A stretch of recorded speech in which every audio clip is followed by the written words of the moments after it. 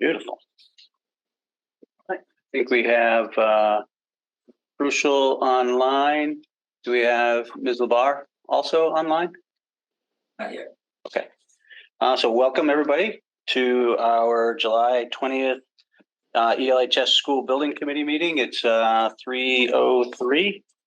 We'll get started. Mr. Crucial being online, it asked me just to structure the meeting so that we're not going back and forth with possible misunderstandings if we can't hear him too well. And I think he's enjoying the Cape. Am I right, Mr. Crucial? That would be correct. Okay, beautiful. So welcome at your places. You have the minutes from the June 29th meeting. You have two sheets that unfortunately were not copied, so they're loose. If you want to just take a look at that quickly, it was also attached to the calendar invitation today. And then after you have a chance to peruse that, take a motion to approve those minutes. So moved. Wow. Second.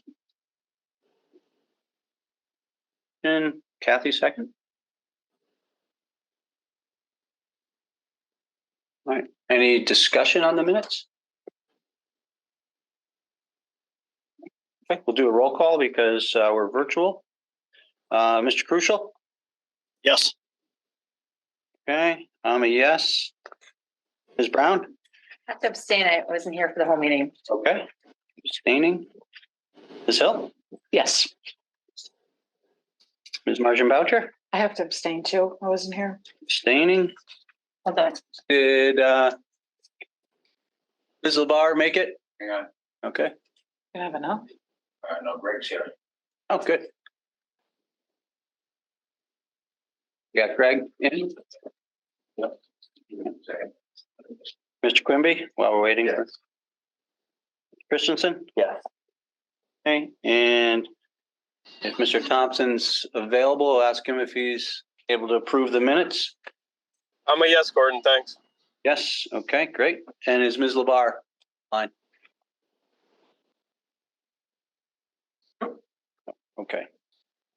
All right, so 1, 2, 3, 4, 5, 6, 7. We should be good. That motion passes. Thank you. All right, at this point, we do have a few members of the public. Let's open it up if there are questions. Anybody who would like to address a question to the committee? Sure. Mr. Saletti? Guess I'll go through you, Gordon. Okay. You're kind of coordinating, it seems. My name is Jerry Saletti. I live at 385 Chestnut Street in East Long Meadow. Got just a few questions. I've been going through the documents online. A few questions I have is, I understand option 3C has been approved. Is there a detailed cost list like the August of 2022 document that shows all the costs by line item?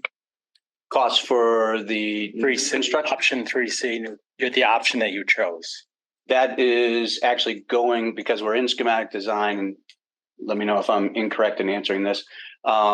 We're moving towards a more specific budget that would be able to provide that. Am I correct on that? However, you are correct. However, the numbers that were included in the preferred schematic report estimate, that is all available on the public website in our preferred schematic report. And those detailed list. That is a detailed. Yes, that is The breakdown. It's long. It's like 600. I know it's long. I read them all. The Yeah. schematic design documents are just now being estimated, and we'll be getting those numbers back. And You should have a pre-estimate line item, correct? that's what the previous one that you're speaking Yes. about is. that is available. For option 3C, Yes. that's online. Yes. Okay. It shows the pool is going to be $15 million estimate.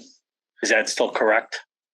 Right now, that's the number we're working off of, but the pool committee is also moving towards or through schematic design, so they'll have newer, more precise numbers as That $15 million come off the August 22 document that included concessions building, fitness course, bleachers, et cetera? Because that totaled 15 million. Or is that just for the pool? That's separate for the pool. And the pool, I will say, was not professionally estimated in the same manner that the project was, the school project. We had to remove the pool as part of the MSBA project due to MSBA's guidelines. And so when we did that, we had not estimated it the same way. It was essentially what happened was we took the bid data from the West Springfield High School. I saw that. Yes, which is what the design is heavily influenced by. But that was an old number from years ago, and all you did was added inflation, right? Correct, to chew it up to today's dollars. The other question, At the very first submission that was in August, because there was another submission in February. I don't know if those numbers would be. I have the February numbers all. Oh, you do? Okay, great.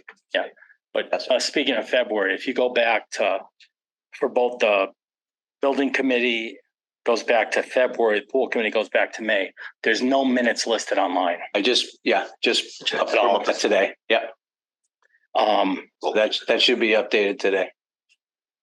Now, what's the cost going to be for the district IT and LCAT building?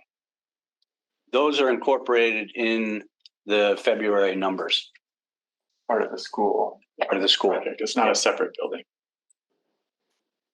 So that's part of the 170 plus million, Yes, but that's not going to get funded from, you're not going to get grant money from the state for that, correct?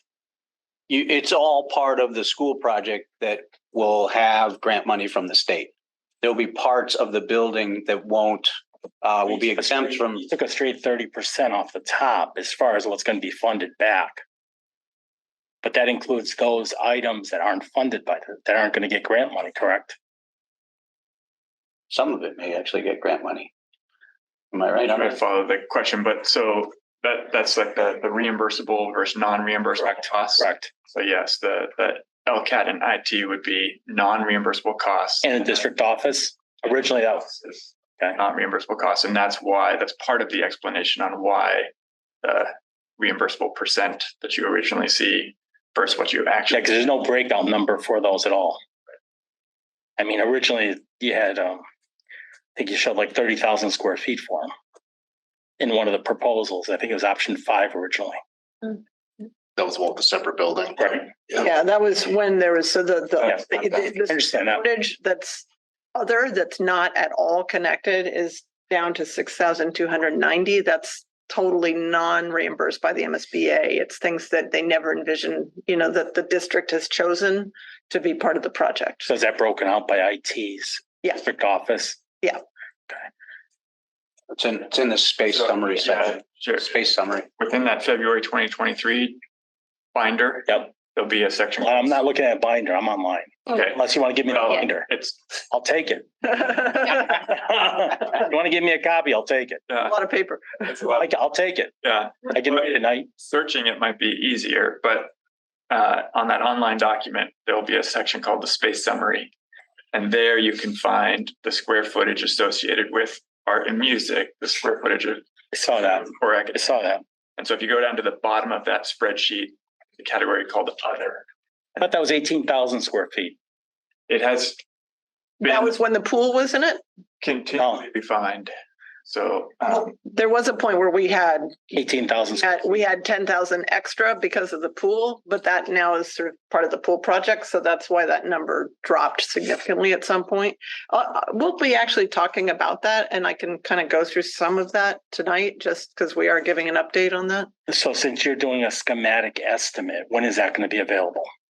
So we have the dates all lined up here in the next few slides. Okay, that's all right. Early August. Yeah, it's early August. Solar, you guys talked about putting a solar array on, Mhm. about 460 kilowatts. What's the annual usage estimate? So that's going to also, so that was based on roof area, and in the life cycle analysis that's going to be done as soon as we get the costs on that, our engineers are calculating also what the annual output will be and put that into looking at the operating costs for the project as well. So we'll give you a detailed report on that by August 15th. And that kind of falls into what you were just saying. What's going to be the difference between the operating costs currently and what they're going to be with a new school and the cost of a new school. What's the differences on that? Best to come back on August 15th. You'll have that available? Yeah, because we have to Okay, that's fine. actually study 3 separate systems. So all 3 are being modeled right now. As well as we're getting a handle on what the impact of the PV will be so that we can answer those questions. And slide 8 of your 23rd presentation talks about ongoing district investments. Talks about Meadowbrook, Maple Shade, Mountain View, Birchland, and the high school.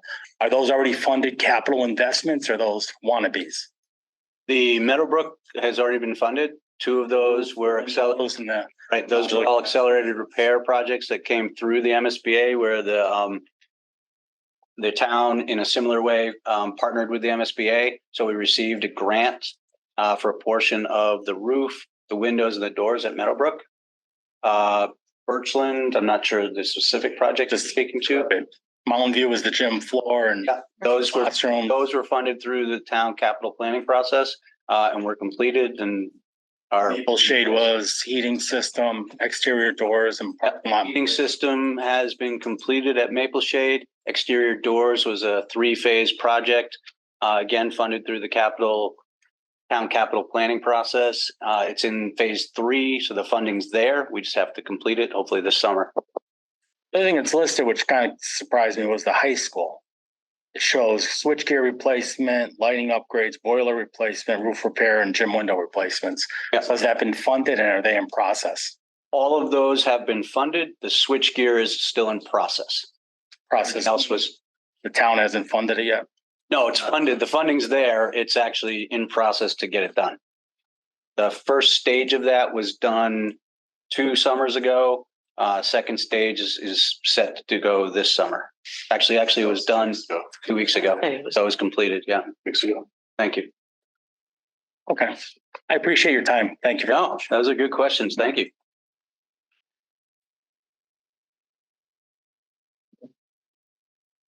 How you doing?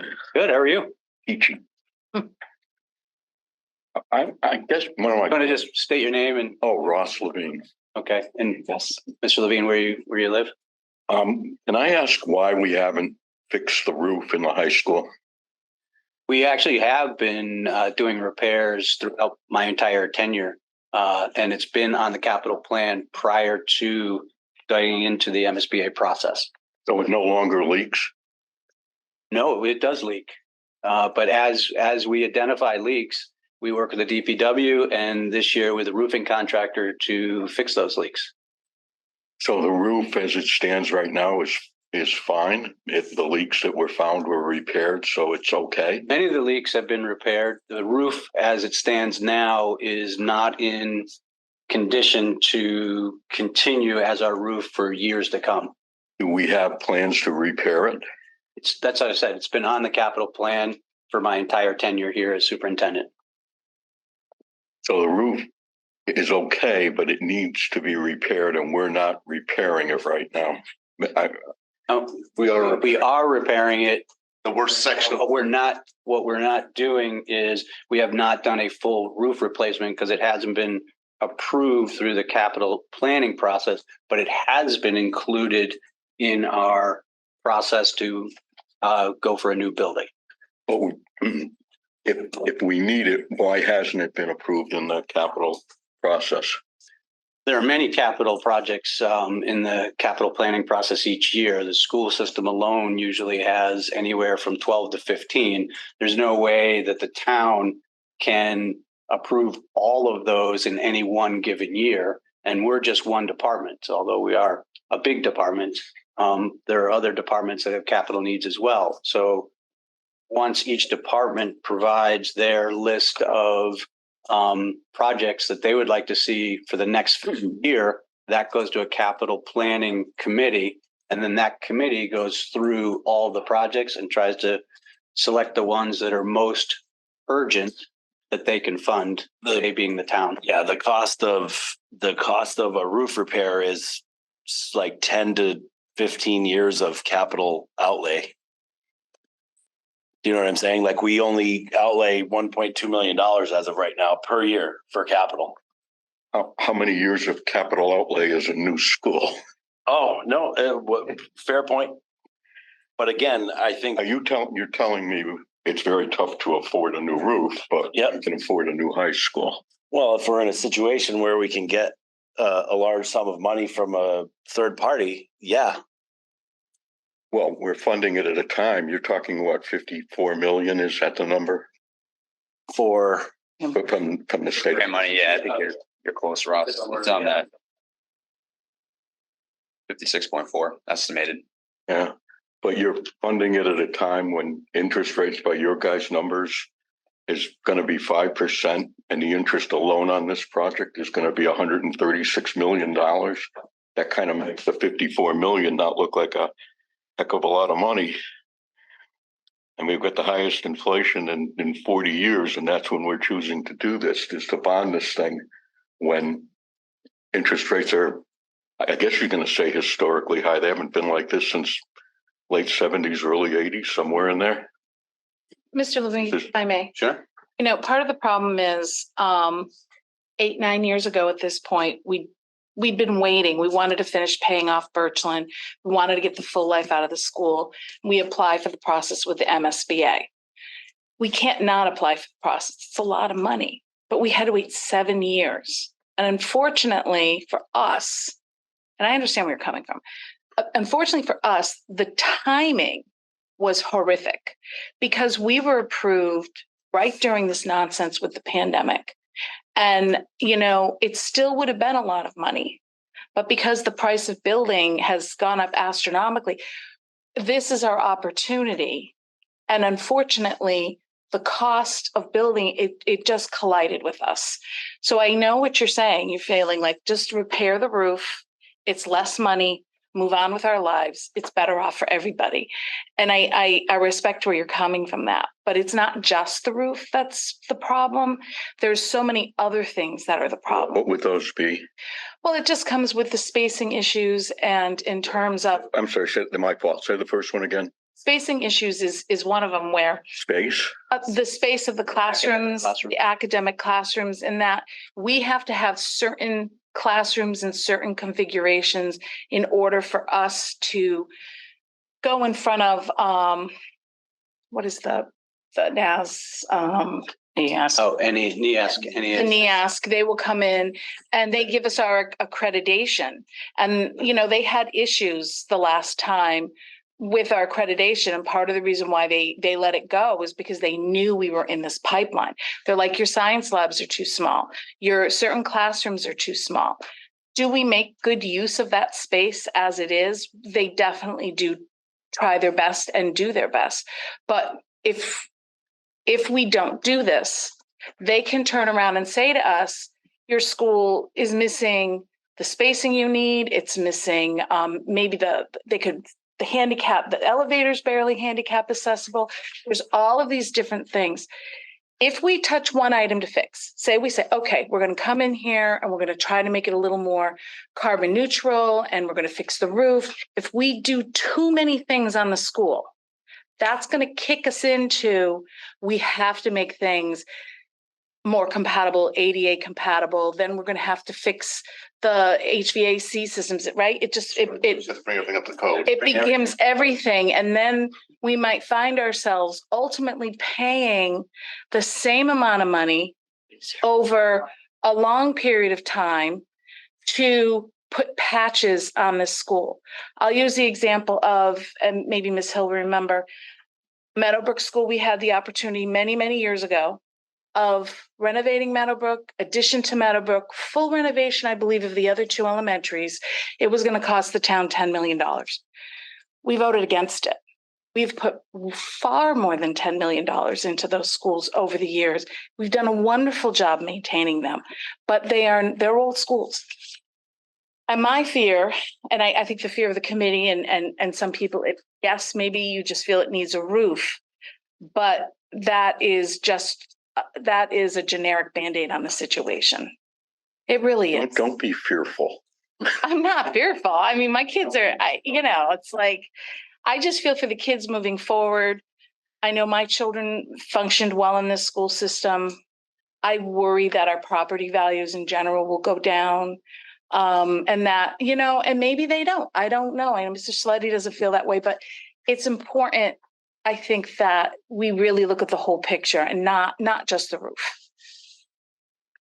Yeah, no, but I guess my question then is, because we talk about, I said to somebody else, all these things that are going to go wrong.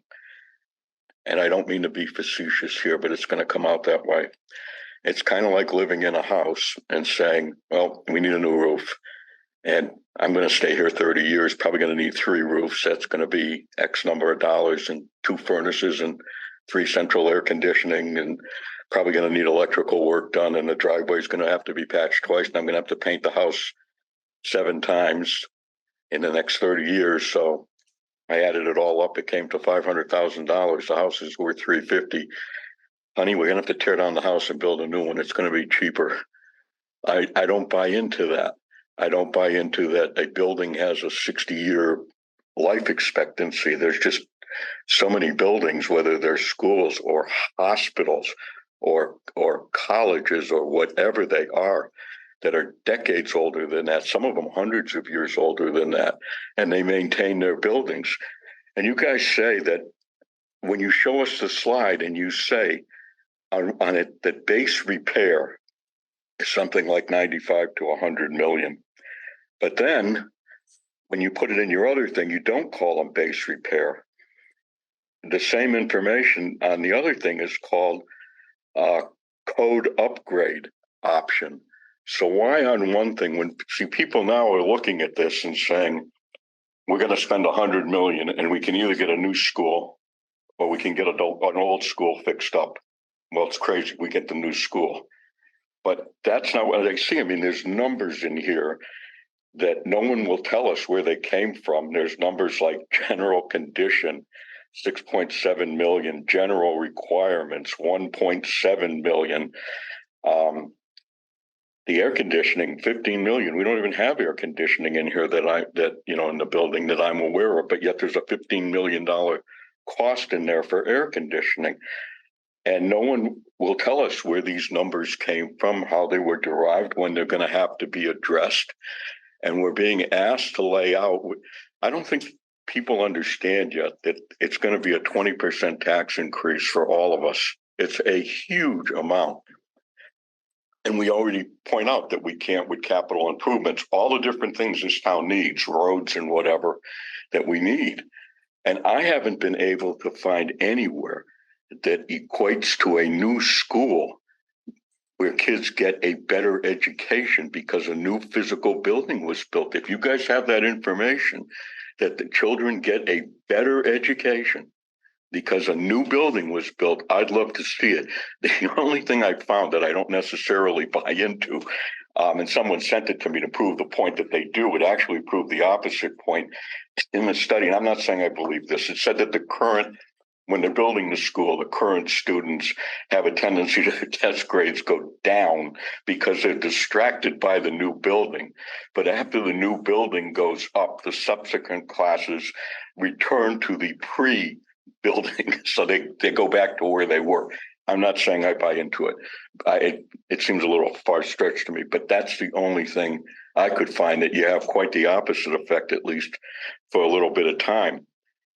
And then we're being told that, our property values go up because of this. I looked on a website called Redfin, and they do, they analyze what the property values are in the different towns. And 5 years ago, the average house in Longmeadow was selling for $362,000. Today, it's $485,000 in Longmeadow with a new school. So they had a 34% increase.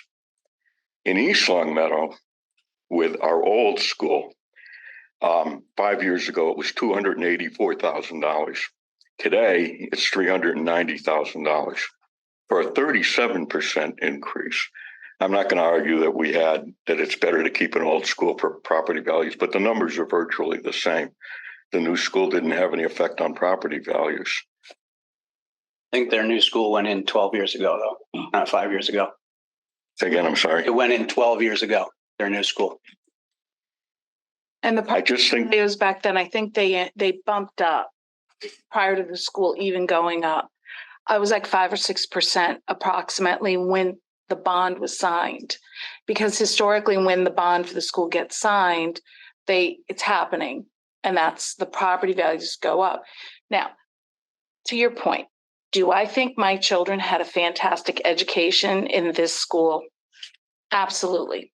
The school is the staff and the teachers and the way everybody collaborates together.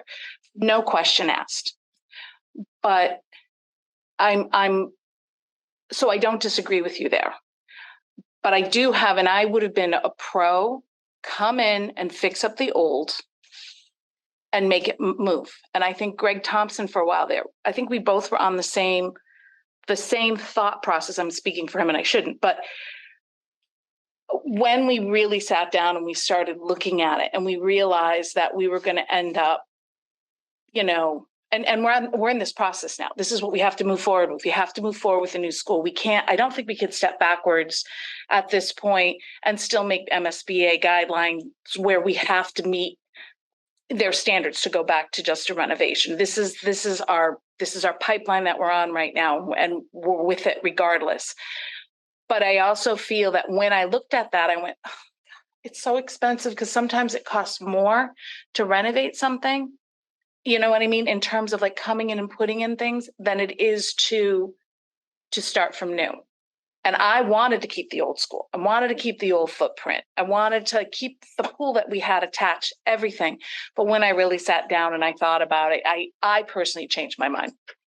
So if there's some definitions that you want clarified in terms of some of the costs, maybe perhaps if you just sent an email, we could get some of those definitions and we could try to add them moving forward. So it's not just understandable to us, because I ask questions all the time. Everybody will be able to see some of those questions answered that you might like, and maybe we could go about it that way.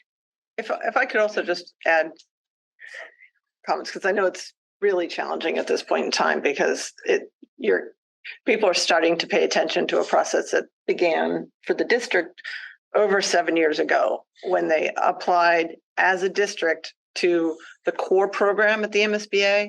The core program is when a district wants to evaluate the possibility of a major renovation, not just a single system renovation, but a major renovation of their school, or the possibility of a replacement. So once you're accepted into the core program, the idea of this whole first year is to study the full range of possibilities and costs. And that's the process that this committee's been really diligent about now for over a year in order to get to this point. And it's always inevitable that people start thinking, well, geez, it's such a big thing, why didn't we pull back? But as Beth is saying, once you've entered into this process, you kind of have to go through it. And the reason the district entered in is because the state is offering a significant grant to support a major project. So even if, the majority of the community feels that maybe a roof repair might have been enough, you can't access those funds to do just a limited repair, because the program you've entered into is a core project study. As to why the code upgrade option is as high as it is, the point of that number is to really demonstrate what all of the requirements to bring this building up to today's building code requirements are. Because as you start to do part of it, you trigger the obligation to do all of it.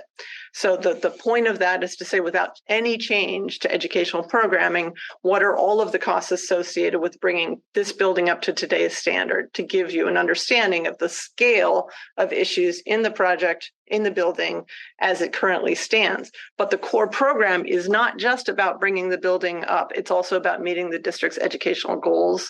It's a state supported project in order for the state to help this district achieve its present day and future educational ambitions, not just maintain the building and keep going. So as Beth's saying, these are all kind of tied together with a program the district wanted to pursue for the community, so that the community could get to the point of making a decision about whether it wanted to make that level of investment.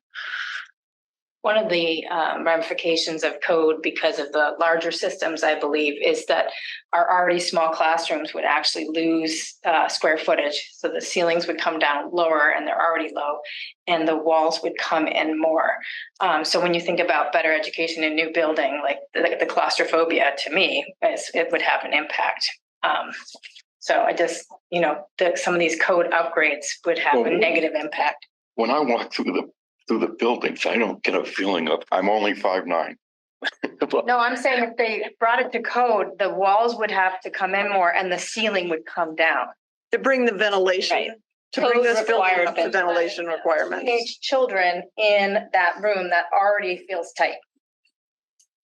It's not about being tall or short. It's really about like how, if I can't really move because I'm so close to my neighbor, it's really hard to have the education that they deserve. Just to give you a couple points on terms of the educational experience. Is it about the people, our students, our families, and the staff? Absolutely. What the people in this current building are up against is an electrical system that is at capacity. So what that means, and it's not something you can see on a tour, is that we can only accommodate a certain number of air conditioners in the building, although legally, if a student has an individual health plan where they have to have a conditioned environment, we're obligated to figure out a way to make sure that we keep those rooms a certain temperature. We can't do that with this building because we can't add more air conditioners. So we're constantly up against where are we going to place, this is just one challenge, where are we going to place those 7 air conditioners? That's what we're doing right now with the help of our DPW. Looking at schedules, looking at individual health plans, figuring out where those air conditioners move this year. That's just one example. Another example would be technology needs that we would like to be using in the classroom. We've introduced a good amount of technology through our cooperation with our IT department, with our DPW, but we're nowhere near where other high schools are. Or example would be next door on either side, Hampden Wilbraham or Long Meadow. Their buildings can handle far more of the newer technology. They finally figured out how to turn the lights off, huh? They may have. I don't know about that. I know the technology. But we're good. We're very aware of that challenge. Yeah, I'm sure we are. Anyway, so those are things that our students are missing out on. The lab space in particular. That's not only something that the New England Association of Schools and Colleges commented on. That's something that college admissions offices have commented on because they ask, are you giving your students a true lab experience? And we're doing our best, but our labs, every single one of our science labs is undersized. One of the great pictures, and it's in one of our presentations, is when the state treasurer with the other MSBA board members came to visit, and we went into an AP bio lab. And literally, I'm up against the students as they're trying to show me what they're doing. That's not what a safe lab looks like. And it's not what a lab experience should be. And the students and the families of this community, in my opinion, deserve better. So that's the academic piece. Those are just some of the challenges. One of the other challenges, and you mentioned, is this winter, although it wasn't a snowy winter, it was quite a rainy winter. And we found many more leaks, which we then worked with DPW to patch, but it's constantly going on with this roof. So those are just some of the daily. And I 100% agree that you need a good roof. I ran a company for 16 years that had a flat roof. So I understand flat roofs, and I don't know what it is today because it's been a long time, but everybody, Dow Chemical and everybody else kept coming up with all this wonderful stuff for us, and the roof still leaked. So I understand flat roofs somewhat. But I just wanted to give you an idea of No one can, academic challenges. when you're going to take 20% of the town's budget and put it into one building, not even the people in the building, that just the physical building. And I believe that and you can't tell me that the benefit to the children is going to be that they're going to get a better education. Nobody here can tell me that. And I believe, that the quality of the child's education is going to depend on the quality of the teachers and the administrators, of which are going to want to be paid well and which we're not going to have the money for, the parents' involvement, and how much the child wants to learn, And all of those absolutely are. well, that all comes ahead of the Absolutely. physical building. And the technology is going to leap forward so quickly here that, money is going to be much better spent on what goes inside of the walls than the actual walls. Everyone who takes us through that building says, the last one who took us through the building said, the building has fantastic bones. That's a quote, fantastic bones. We're going to tear down a perfectly good building over all these things, over, the lab is this, and we're going to come in and we're going to come down and all of this. And I come from a business background, so I don't understand all of what goes through with here. But I will tell you, with the state willing to give us $66 million, whatever it is, and that we'll lose out on that, if in fact we start to make repairs and maybe put up a separate building for a lab, for a nice new lab or whatever it is, we're going to be able to fund it down the road for a hell of a lot less than 5% once the government stops printing money and causing runaway inflation. It can't keep up. So, we're just going to fund it, and that 56 million will get that back by paying less interest on the millions. And we don't need to do all of this, in my opinion. It's the idea of just tearing down a perfectly good building, and it is. No one says any differently. They just give all these code things and whatever. And I think to put the town through this for the next 30 years, when you've got people, writing on the Facebook page, they're going to be forced to move and all of this, and none of these things are being taken into consideration. I forget the saying, but it's something like, you attend to everyone's needs, not necessarily everyone's wants, something like that. And probably misquoted it. But it just seems to me that with people that could approach this from, we can get creative, we can fix what we need to fix, we can build what we need to build. We don't have to tear down a building and put up a new one. And we're not being given any options. It's either when the meetings are held out there, it's either that we go forward with this new school, or all these horrible things are going to happen. And it's going to cost us this much money anyways. So we might as well do it. And the people that aren't really paying attention, and I understand that, if I wasn't retired, I wouldn't be paying attention. They say, oh, well, we better do it. The state's going to give us 56 million. And they don't understand yet that they're going to get hit with a 20% tax increase. They don't understand that their taxes are going to go up 150 a month or whatever it is. They don't know that, but they don't want to know it. Thank you for offering. Sure. No, I it's good. appreciate it. It's good to It is. hear your points and your. I appreciate all of the time. I really do. But if you have questions, want a definition of something, email. You can email. He's got our email. Ask the question We've answered that, questions and What? willing to answer more. you've got questions, keep emailing Mr. Smith. Well, And he'll get you your answers. Like how I emailed, and I had a meeting last week with two of you guys downtown, and what happened was I put the thing, I addressed the email thing on there, and then nothing happened. So I put on my Facebook page nicely, does anyone know how to get a hold? Because I tried, and then I got a response, but I didn't get the questions answered that I want answered. Questions like, what part is Massachusetts not willing to pay? What parts of this project are there? How much are their maintenance costs going to increase? So if you wouldn't mind putting those in an email, and we'll try to answer those, because I know that Mr. Crucial met with. But they're not getting answered.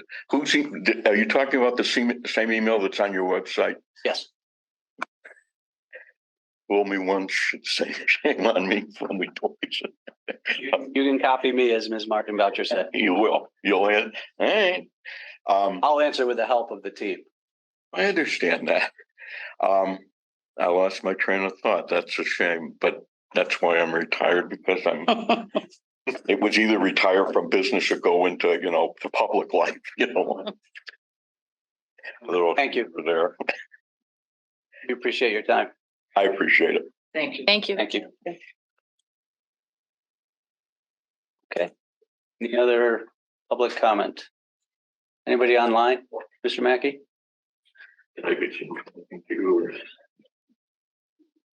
No? Okay.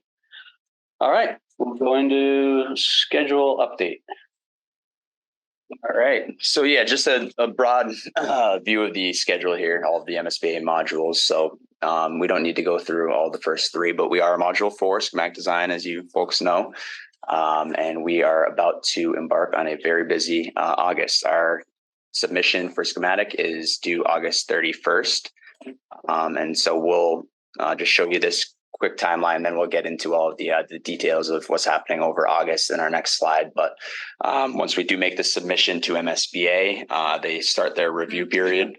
And then on October 25th is the board date for project scope and budget approval. So that's approval of the schematic design package. It's also when you get locked into your, or when the project scope and budget agreement gets initiated to lock in the scope, budget, and schedule for the project. And then that queues up the project funding, which we've talked a lot about. In September, we do have to meet with the town council to vote on the funding language for the ballot question. And then Actually, two things, right? To appropriate the funding and to do the ballot question language. correct, correct. And then the town vote to approve ballot measure on 11/7/2023. And assuming an approved vote, we then move into detailed design and construction. So yep, we can move on to the next one. So now more on the micro level here, because it is going to be a busy August. So we spoke about this previously, but cost estimates are due back to us on the 1st of August. We are then going to work as a group to reconcile the two estimates. So go through and check the differences and true it up to one uniform number that we're going to be using for the budget.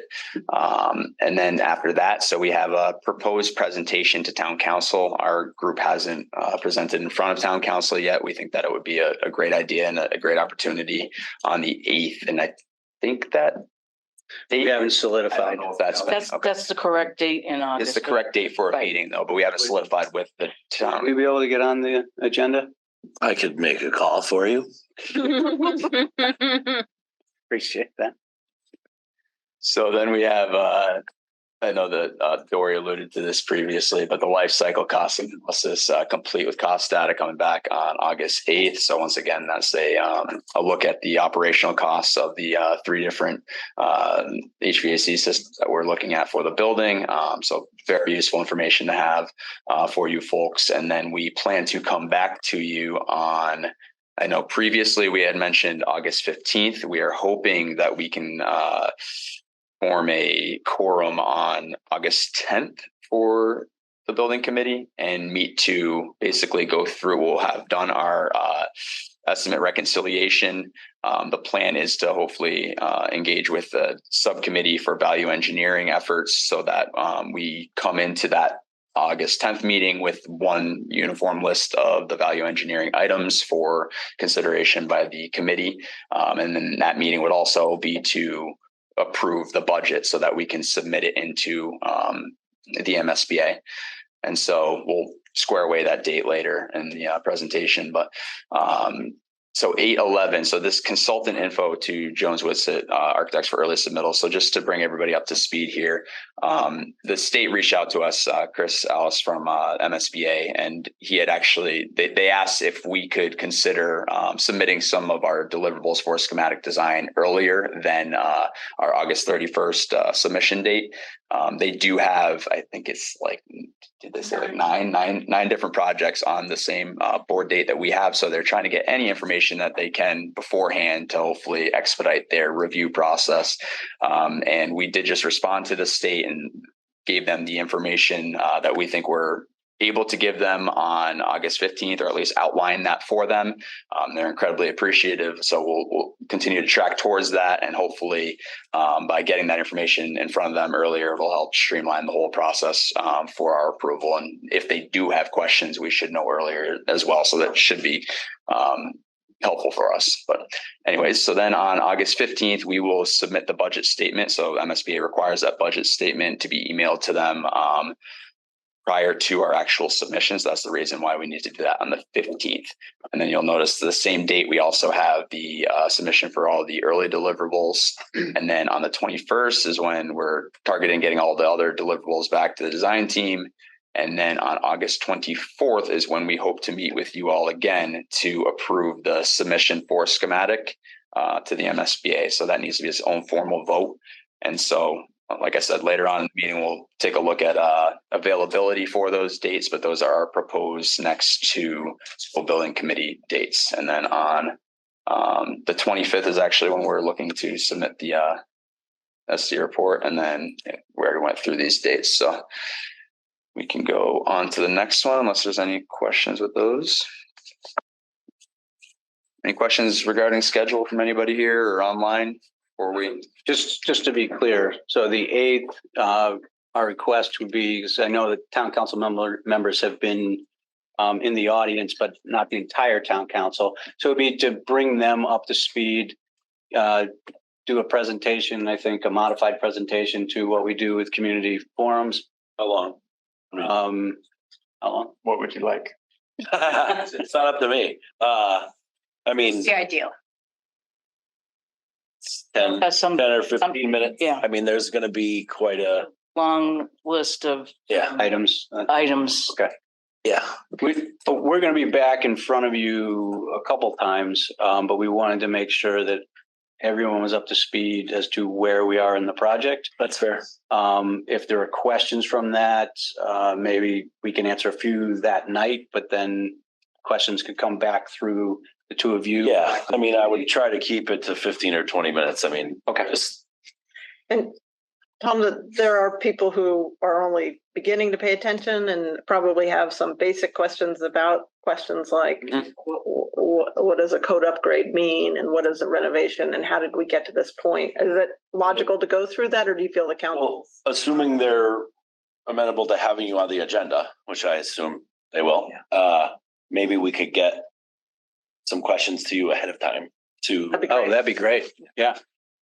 sort of increase the efficiency of that 20 minutes. Yeah, I think our thought was to focus more on process, Yeah. less on the project itself, but just so that town council in particular understands Where- their role and how. All right.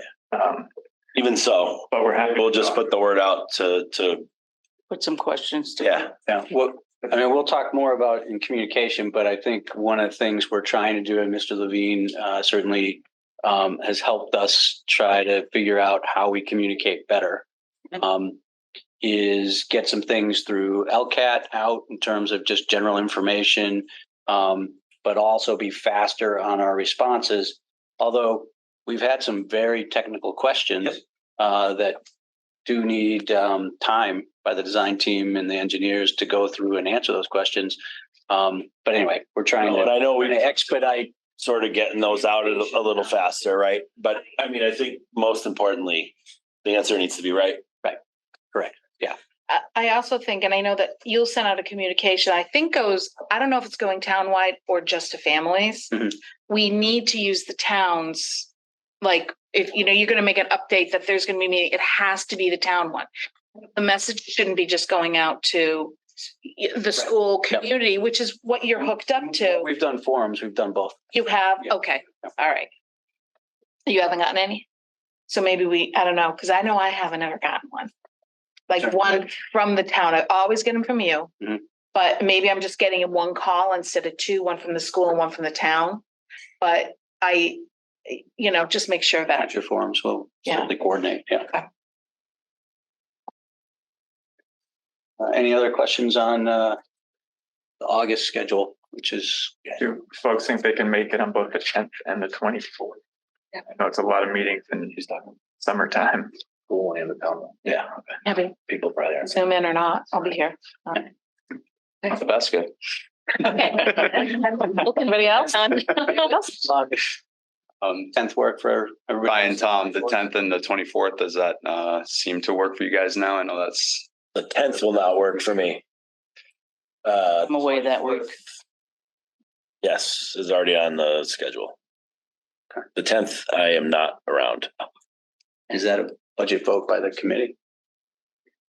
Yeah, because we're gonna need that to you submit. So, yeah, maybe rest of the folks that aren't here today to make Yeah, sure we can well, get a quorum on Make that. sure we can get a quote. Make sure you can get Yeah.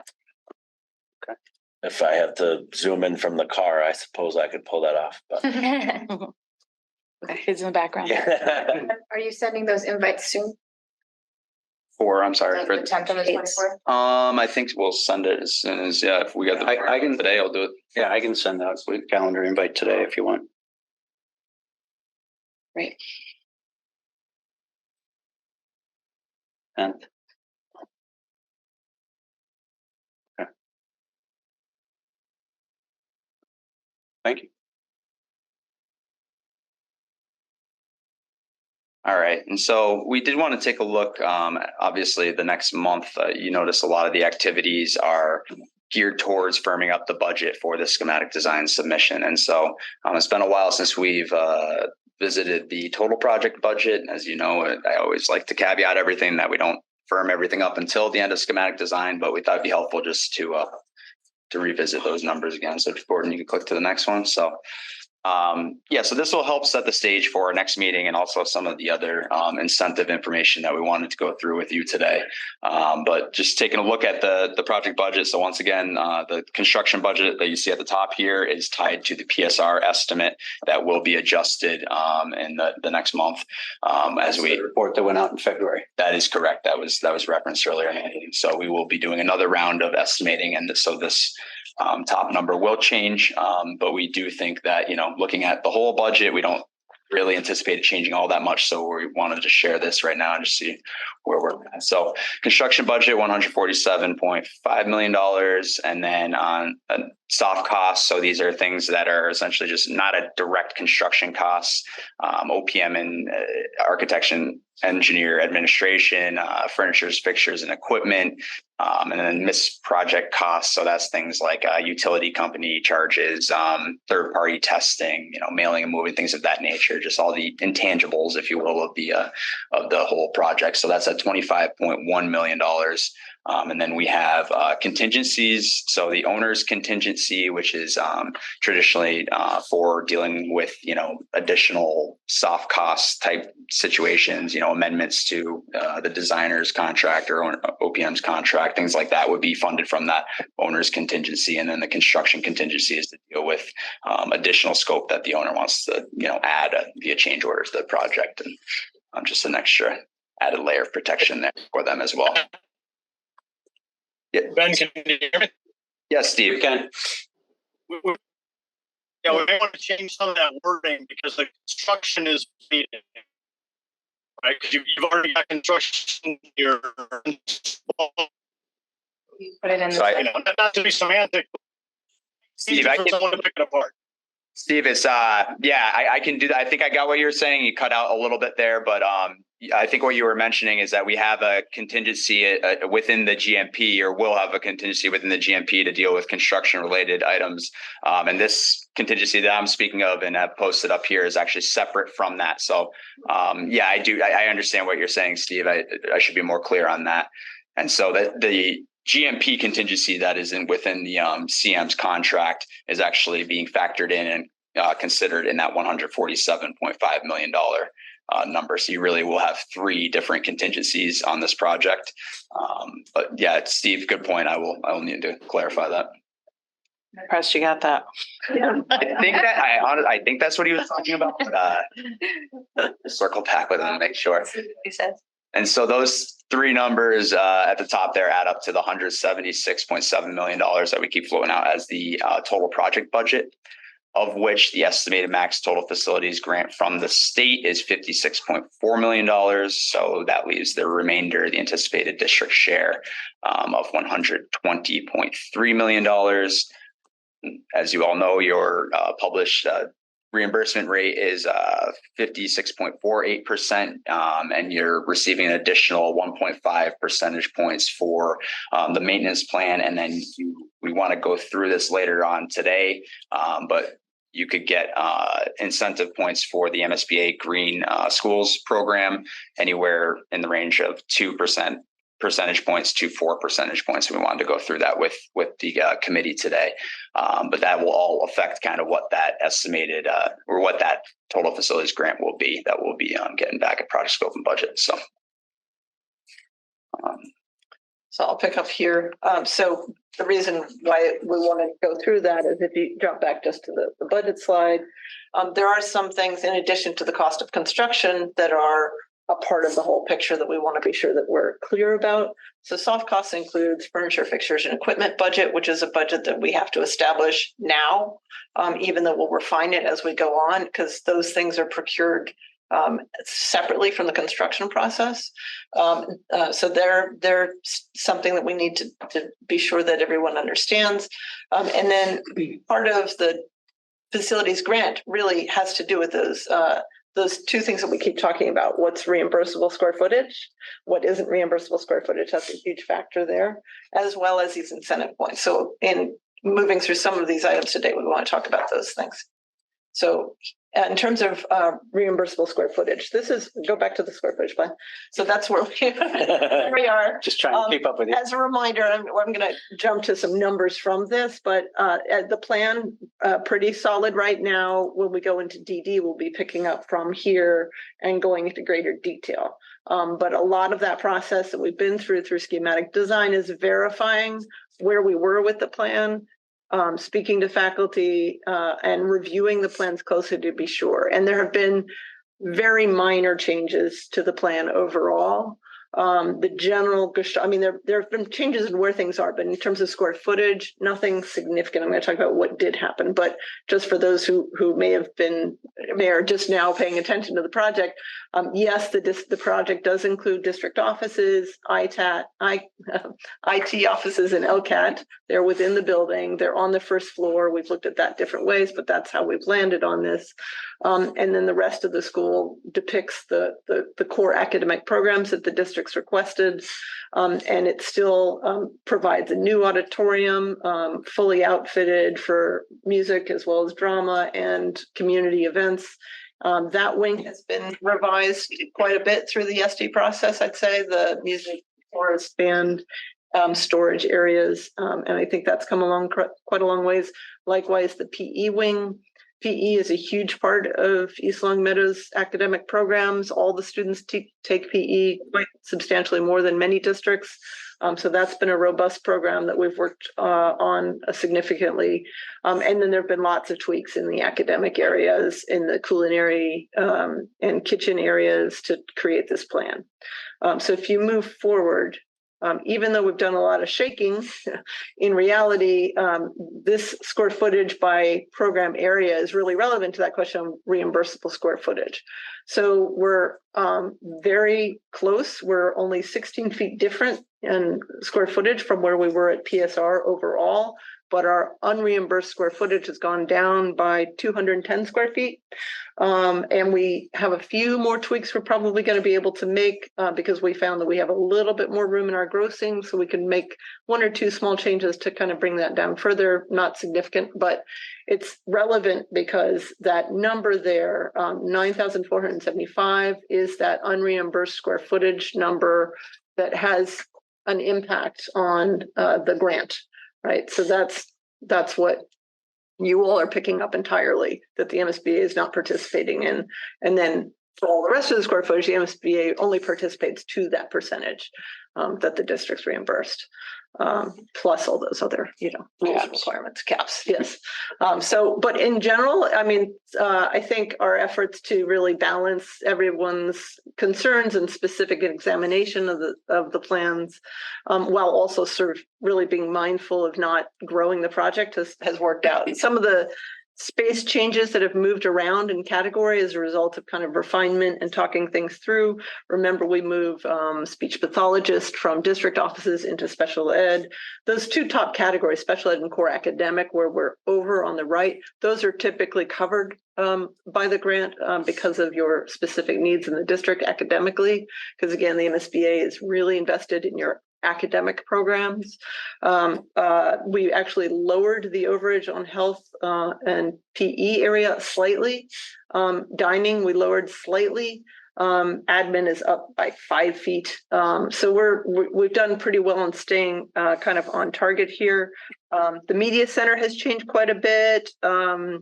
And then we've made those moves around again with the IT district offices. That's been a huge part of our SD work to kind of work through that. So we feel pretty good on that. And I think if you go forward, we've had a lot of meetings recently we wanted to mention. Again, this committee can't go through all of the process and all of the decision making. So we have had separate meetings. We had a security consultant conversation with the district to review security systems so that we could establish a more refined budget for the security systems. We had an IT consultant meeting in which we talked about what the long range future for instructional technology would be for the school so that we could prepare that budget. We had an extensive conversation with the SLT to review furniture, to again, not pick the final furniture, but to understand what specific unique concerns there are at the school that might affect the furniture budget. The MSBA met with us to talk about this early submittal and also to talk about their green incentives policy that's been recently changed. And then we had a really great conversation with Mass Save because remember, we've been raising that question about Mass Save incentives. They've really grown. The MSBA is acknowledging now that utility incentives are a huge help to districts. They used to not support third-party grants because it kind of complicated things, but seeing how helpful that is, MSBA has changed their policy so that these incentives, it used to be, if a district kind of raised a lot of separate money, the MSBA might reduce their grant commensurate to that. But these incentives are no longer affecting your grant. So that's a really positive thing. And the incentives have grown. So we wanted to explore that. So we have some news on that tonight as well. Moving forward. Okay, so just generally in the furniture conversation, we really went through and reviewed each of these program areas and talked about the types of things that are going to be important to consider, just so that the furniture consultant could understand the school's needs.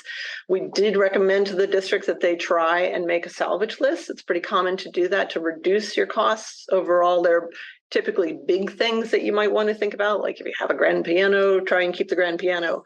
But in discussing classroom furnishings, you ultimately find in a school of this age that salvaging a lot of what exists ultimately doesn't work with the new school and the new finishes. You've made a lot of goals here to improve the quality of the classroom experience. So that's been the kind of conversation we're having. So then understanding your specific needs. And that will impact the budget that you see moving forward if you go to the next slide. And then same with IT. We've talked about instructional technology, both as infrastructure and as those things that are loose, that are technology based. And so the hard costs are things that will end up being in the construction budget, and the soft costs are things that will be in the FF&E budget that is procured separately. And typically the technologies, we recommend that it's purchased off the state contracts. So you have a different process in place. And the detailing of that continues, but we really don't want to have you specify make and model until closer to the end, because those things change pretty rapidly. So that's why you see a division there. And talking through that has enabled us to determine what's going into the SD drawings, as well as what our tentative placeholder budget is for the soft cost budget. So based on those conversations, we did want to come back to the proprietary. Helen's going to jump in on Yeah, so if you recall at the June 29th meeting, we did go ahead and vote on proprietary items. So just as a reminder of what that does. So of course, you get the best price with most competition, right? And the MSBA very much wants you to get the most bang for your buck. But there are reasons that districts and towns want to, specify something as a sole source, meaning you use it already, it slots into your ecosystem. And, there should always be a good reason for these decisions. And so we did have this conversation, let's see, one through, I guess we did approve several of these items the last time. The ones I think we did approve Atlas. I don't know whether that's red. Exception of access control. not Atlas either. No, we did approve that last time. Pretty sure. I don't think we did Atlas because No, we didn't that was a question? Okay. talk about that until the tech meeting. Okay, so that's what's happening here. We had the tech meeting afterwards, and so the items in green, We did have Atlas on in the minutes here. that's what I thought too. Did vote We on, did Structureware, Infinius, Slage, Axis, Cisco, Meraki, if I'm saying these things right, Cisco again. So the three that are, Oh, Two different. network and Cisco for phones, and then Atlas for clocks and paging. All right. so the three items in green are ones that Dory just reviewed as we are recommending that you can buy those off the state contract, meaning you don't have to bid them. You can choose them. You're going to get a better price. If you build them into the building project and do them as proprietary sole source, you're going to pay more. Plus, you'll get the latest and greatest because the FF&E and technology are procured like, much closer to the end date, much closer to the finish of construction. So I think what we are asking here, and we've also learned from our security consultant, based on the security meeting that we had, is Exact Vision was another one that came up from that meeting, is something that does really make sense to as proprietary, because again, it's part of your system, your existing. That's just software though. That needs still need to be included in this list. My understanding is that it does, but from Matt Elaine's point of view. So I think what we are requesting today is kind of a revote perhaps on these items. We're recommending that 7, 8, and 9 as previously voted. We don't have okay. I think we lost. Later. Did we lose? had to drop off. He said, Yeah, I think we lost Steve and Greg. Okay. So we're. For the purpose of what we needed for Now, information and submission, I think that vote will suffice. We can always revisit and Yeah. and change that. so you're just saying we want to keep some of those till later and just pull them off the bid list when we need them. State bid list, I mean. Right, exactly. The ones in green. are The ones in green. Vote to go take them off proprietary. Correct. and to state. Right, because you have the ability to choose them. You don't need to bake it into the building and eliminate And that would competition. save money. Yes, And we lost our public. It's kind of an interesting, it's also about moving money in a way as well, Right. because if we go with that plan, 7, 8, and 9 move to the soft cost budget and out of the hard cost budget. So you'll get a better number in the soft cost approach because it's a bid list, the state list. So that's also just a clarification. We've thought about it both ways, but you'll see in the next. This. yep. We can always. So no No vote. today, I'm a- but this does fold well into the budgets Yeah. question. So what that means then is based on those decisions, the IT consultant is recommending that we carry 1,500 to 1,800 per student for IT. The MSBA contributes 1,200 of that. So the district is picking up 300 to 600 per student. And, I think we can talk about this a little bit more before we get there. Because this number has to be a fixed number in the 3011 that's submitted with the schematic design package. On furniture, similar situation. What you find over time is that the MSBA has had a kind of capped contribution. It hasn't changed. The costs of things have changed. The IT costs have not changed as much, partly because districts have invested in IT along the way, but districts typically don't invest in furniture, and the cost of furniture has gone up. So typical high school in Massachusetts, the recommended budget is anywhere between 2,300 and 2,700. And based on the conversation, our consultant recommended 2,400 per student for this district. And again, the MSBA contributes 1,200 per student to the budget. So Is this part, this is part of that the budget you showed us earlier. It's Right. So this is not on top. This is considered soft cost. The Soft cost. Yes, Right. they do consider. IT considered soft. cost? Yes. these are, as Christian's analogy, which I love, is anything that if you hold the building and shook it upside down, it falls out. It's soft. I'm looking at. It's very helpful So for all me. the people. Yeah, very soft, very soft. Wow. Harsh crowd. So the reason for that range there, Kind of walked into that one. yeah, And part of the range, I think, really is that question of, you know, are those items that we were discussing that could be considered, because there is an argument to be made, you put it in the construction budget, then maybe you don't necessarily need to tax the soft budget. So that's why there's a range, and we can kind of just commit one way or the other on that. Is there more detail on the IT side of it? Sorry? Do we have more detail on the IT budget side of it? You will. Well, Oh, yeah. Pat Wygant is developing the budget right now, as is Stafura for the furniture. Right, So yes, we have to submit a draft budget, enumerated budget as part of SD. And we'll certainly get that to you, of all people, Ryan, to look at very closely, because it should reflect what you all spoke about and give an exact count. I know I want to be a big part of the furniture budget. I want a child to pick up a desk in 50 years and throw that thing and have it bounce. Wow. Watched it happen, but what I'm saying is furniture in our schools right now. Yeah. I mean, you think of the folding chairs that are just at Meadowbrook. They were there when the school was built, and I get nervous because there's a lot of great things out there that look really, really fun, and I think it's important that you know why we use the furniture the way we use it, but it has to last. Yeah. And I'm concerned that sometimes, with all due respect, designers go like for the shiny objects, sometimes be over durability. I'm kind of a durability girl, so well, Yeah. you know. Once we get further in the FF&E process, they'll bring samples, which is great, and you can throw it. Like, yeah, I'd love to see, and I know it's not really our business, but I'd love to see what are the options. I want to see more than one. They love to entity, big things. kind of like, I want us to see things like Trying that kind of stuff, but that's not now, and I understand that.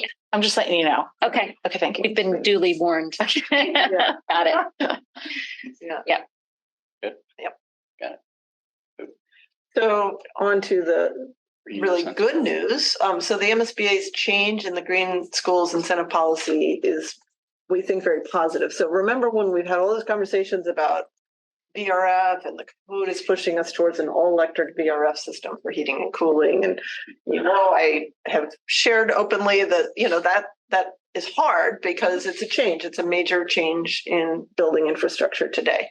The good news now is the MSBA is aware that that is the way the code is directing us and is supportive of that. So their policy now further incentivizes not just that you meet stretch code. Now, if you meet the new policies, if you meet stretch code, you don't get any additional money. If you meet the specialized code, which is in this case means an all electric school, you get 3 additional points, which is one more than the 2 that we were counting on. So they actually give us a choice. We could go with the old policy, which we would meet 2 and get 2 additional points. Or we can choose to go with the new policy. If this were a different school that hadn't already made a decision to go with the VRF system, then we might really be weighing that in a way. We had spent a lot of time discussing it internally about what makes sense.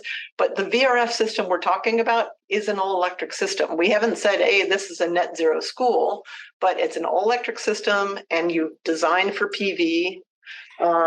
So in our view, this logically makes a lot of sense. So I'll go through it a little bit more slowly. The previous policy required that just to be in the MSBA program, to complete this, you had to be a certified LEED school. But they gave you some additional support, 2%, if you exceeded the base code by 20%, which we found to be consistent with LEED Silver in certification. So most of our schools have been LEED Silver. They also required that 3 of the 7 credits for materials and indoor environmental quality, were achieved in the LEED requirements. So that was a standard that, frankly, we all met very easily. The code that we were working off of then was the base IECC 2018, and the value to the district of those 2% additional reimbursement is 1.8 million plus. So the new stretch code comes along, we have to meet it anyway. The new stretch code is more stringent than, frankly, the 20% better than base code. So the MSBA is aware that we're all going to achieve those 2% automatically. What's the incentive to do more, right? So that's part of why the idea of changing that. Under the stretch code, we have to achieve 2021 IEC plus Massachusetts amendments. And those amendments, remember, are that we have to model the energy use in the building. We have to address thermal bridging and infiltration rates. We have to verify that it achieves those goals, because a lot of times people said they were going to achieve a lower energy use, but then couldn't verify it at the end. So now there's a higher verification requirement. So those are all really, really good things that are going to help the school a lot already. So under the new policy, you already have to achieve that LEED Silver requirement, which is equal to essentially the stretch code requirement. But now, if we also, again, same requirement for the material credits and IEQ credits of 3 out of 7 credits. So that's not a change. But the difference is now the jump to specialized code. And when this whole new code thing came out, as you know, extra code's driving me crazy. But the specialized code is really just, they offer 4 ways of achieving what they call heading towards net zero. And the real requirement there is the state as a whole is trying to remove fossil fuels from our building use. So they want to put you on the path. So in the stretch code, you could use natural gas, but you have to plan for all electric at the same time, which, as we discussed, doesn't make a lot of sense, because you actually it ends up being more costly than than if you just did the all electric approach. So we opted all electric. So now the specialized code is a mandate to go all electric that we're already achieving in this project. So that isn't difficult for you to meet. So for that reason, the 3% makes sense. The extra point they give to achieve 4% extra is if you do 5 out of 7 of the materials IEQ credits. So we looked at that closely. We think it's possible. We think we should set it as a target. The difference there is the materials that are put into the school verifying that there's no off-gassing. It's a more stringent requirement of environmental product declaration form verification, being sure that you're not letting anything get substituted in, being sure the specs are tightly written. It's a paperwork process, frankly, to be sure that we achieve that. The flush out requirement is a little bit more strict, I think. So they're not things that we're not comfortable doing. They're things that we have to put a little bit more of the design team energy into being sure that they're absolutely done, and we think it could be achieved. The lead process, you'll come to find, is challenging because you have to go back and forth with a large bureaucracy, but it's us that feels the pain, not you. So given that the value of that pain is $9,400 to the project, we're all in favor of supporting this project aim for all 4%. Can I ask, just so I understand, so it says the value to LHS is 2,820,000. Right. And then underneath it's the difference. It means we're going to get 940 more. That's just compared to the 1.8 that we were looking at. Compared to what we did yeah.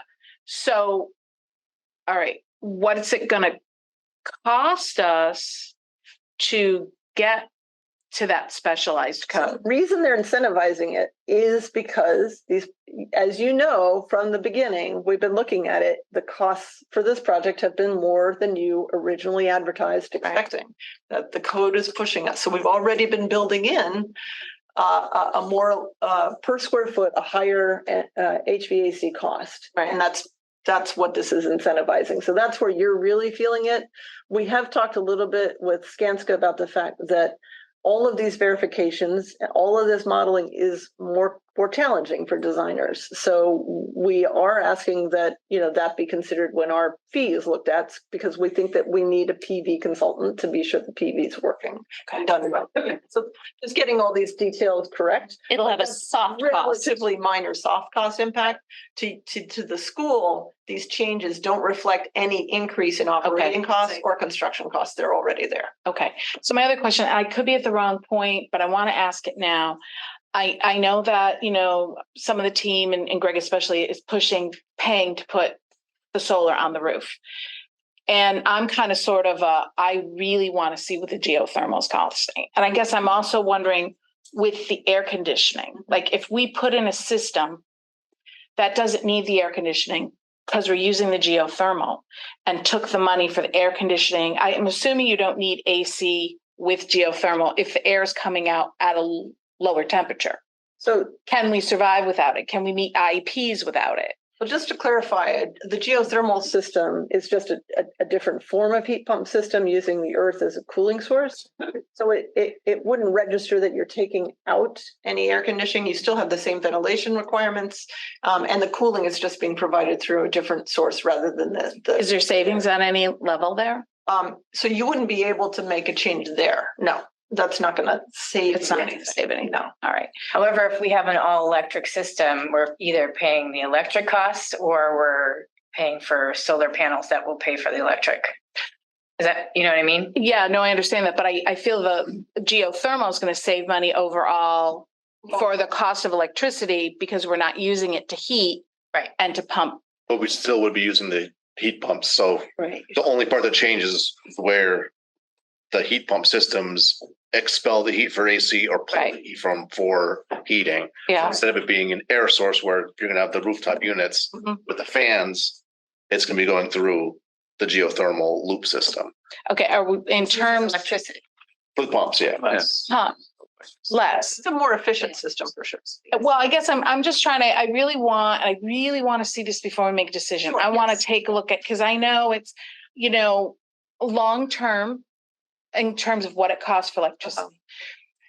I'm concerned about, I'm happy we put the money in for the solar panels and my concern is we can rent those solar panels out and save money in some way and not own them, maintain them, have to capital them, throw them out in 20 years or 10 years or whenever they're no good. So I just really want to take a look at that money for that.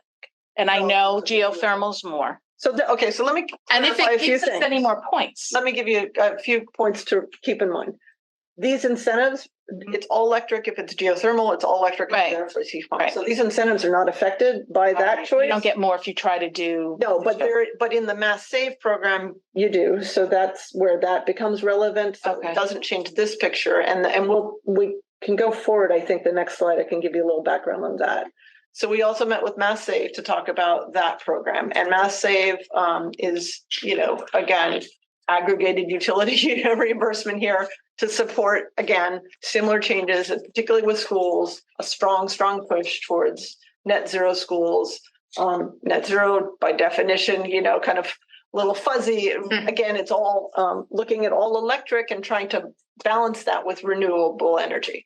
Geothermal is a big way of doing it, as well as the air source heat pumps with PV. So we are again aligned well. So they went through the different pathways available, and for public schools, path 1 and path 2 are the two pathways that we're most specifically speaking about. So this is again, it's based in this program on the energy use intensity metrics. So as opposed to the stretch code where the verification is building energy demand, energy use intensity is slightly different definition, and it's measured in a different manner. EUI is basically taking all of your utility costs against your square footage and coming up to a number that tells us, and it sets an easy bar, easy way to achieve a measure of it. So they're trying to take, typically, I think this school, we've already calculated the EUI of this school is currently between 60 and 70. And you'll see that you start trying to get down below 30. We talked about this at the sustainability charrette. Remember, 25 is the bar for a net zero school because you can easily offset that 25 EUI with PV. So that's the general logic. So it's using the EUI metric. And the program supports them providing a consultant that will review and help to help the design get to this lower EUI. The cost of that consultant is paid out of the incentive. It's the thing about the incentive with the Mass Save program is it's not associated with any of the things we were speaking about in terms of the MSBA grant. These incentives are paid to the district after construction and inspection. So it affects your bond, because it would help you, reduce your bond requirement, but it's not something that you can go out to the community today and say, this is the impact that it's going to have. So Do they look favorably on us if we put it in, but it's rent, like, it's like a company comes in and does it and we rent the roof? They actually, unfortunately, They don't. PV is Doesn't not factor something in. they factor in. But we'll go to the Right. next slide. We'll talk about these two pathways that are relevant. You're supposed to prep for solar, Yeah, that's a code issue, right? You Yeah. are required. but they don't factor it I in. don't care if you do it. No, that's. But they don't, and I can't surmise as to why PV, I mean, this state's, PV's tricky and why PV is. Well, right, they're happy to have you go all electric, but to replace. Yeah. Pay for their electric. As long as you get it from them. Right. Right. So in the tier 2 and tier 1 pathway 1 option, if you see the difference there, tier 1 is a net zero school. The definition of which is an all electric school with an EUI of 25. So again, that's because that could ultimately be, balanced by either green purchasing or PV. But the incentive on that is $2 per square foot, plus for the VRF, $1,200 per ton, or ground source, $4,500 per ton for heating and cooling load, and then a post occupancy bonus of $1.50 per square foot. So that bonus means they come and verify that you're achieving that goal, and then they give you more. So you see what we were doing the math on here to see what that calculates at is the tier 1 option is 385,963. If it's post occupancy assessed and you achieve that, then you get 289,452. And then that's plus the addition for air source heat pump of $360,000. So that's Nice. quite a I'm going in nice, my head. quite a nice $1 million. It is, but okay, so this is if we do anything having to do with all electric. That doesn't matter whether we put the VRF on top, if we do geothermal regardless. No, so that is assuming the 1,200 per ton, which was our current goal. So Which was the arrays on the roof. right. I did the math to see about ground source, and essentially you're adding about $2 million incentive there. But you get into your math, right? $2 million. What's the added cost of it? Right. And what's the operating cost difference? And and that's where Only because we'll never put holes in the ground again, but we can always put the arrays on the roof. So I want to do what's like best now. Yeah. And there could be holes in the ground are the dumbest thing in the world. And that's fine. But it's like, I just want to know it all before we, because if it's $1 million or whatever more, okay, but if over the cost of the building, right. That's where. This, so two things. One, we're in cost estimating right now. Yeah. Second, we have to compare 3 systems, right? Even though we've been saying, okay, we're likely to be going the air source direction, but one of the systems is geothermal.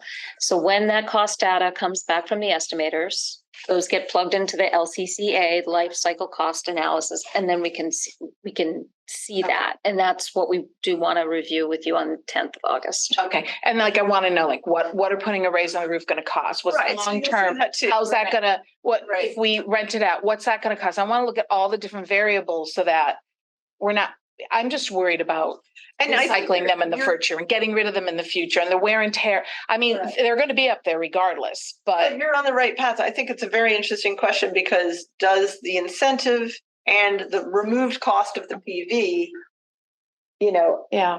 do those two things combined start to make the geothermal more possible than we thought? And that's why we kept the idea open, Yeah. but we won't know until we have the hard numbers. Because there was a planning board meeting a few years ago and they wanted to go put spot zone up on Pease Road because they wanted to put the Yeah. arrays up there. And so the question came out, well, who is in charge? Like, how do you get rid of these? And there's all kinds of questions.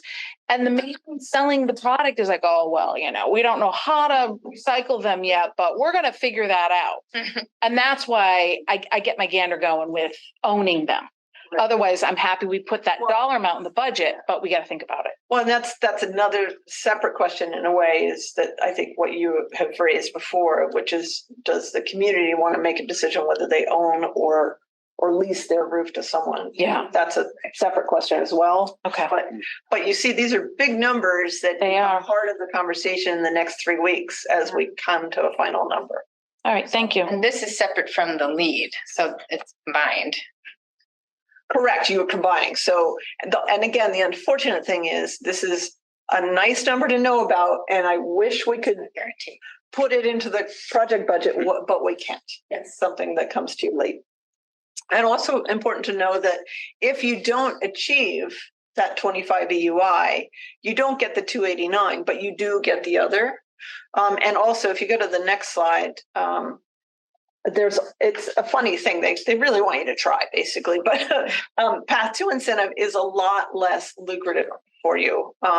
It's similar. It's essentially just it's a 26 to 29 EUI goal.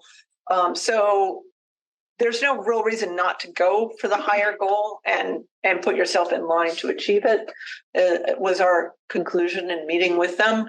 But this was more common in the last 5 years. Now that the stretch code is compelling you to go to VRF and go to an all-electric school and verify it with a higher stringency of verification through the stretch code, the 25 EUI becomes easier to commit to and imagine getting. So we would, I think, want you to make a decision by the end of this period as to whether that is a goal, because we definitely want to be sure that we line up everything around meeting that goal if there's that much money on the table. 2 decisions, right? With respect to the green policy and the MSBA, and of course, no quorum. So we're not going to do it right now. And then, and you're also asking for, a commitment to a path.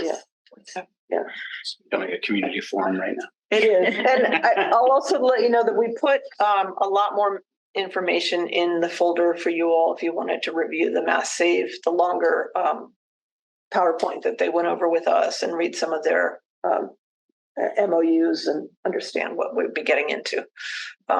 They do bring a different consultant in, and the different consultant is often a national consultant, not a Massachusetts one. So they often have ideas that don't necessarily align with our climate, but we patiently endure that. And it's helpful ultimately because it's still good to keep the focus on building.